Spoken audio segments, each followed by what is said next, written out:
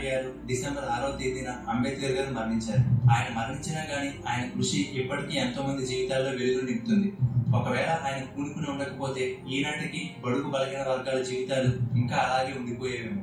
అందుకే ఈయన చేసిన సేవలకు గాను 1990లో భారత ప్రభుత్వం భారతదేశపు అత్యున్నత పురస్కారమైన భారతరత్న అవార్డు ఇచ్చింది. కొలంబియా యూనివర్సిటీ ప్రపంచంలోనే టాప్ 100 స్కాలర్స్ లిస్ట్ ని ప్రకటిస్తే దానిలో మొదటి పేరు అంబేద్కర్ గారిదే ఉంది.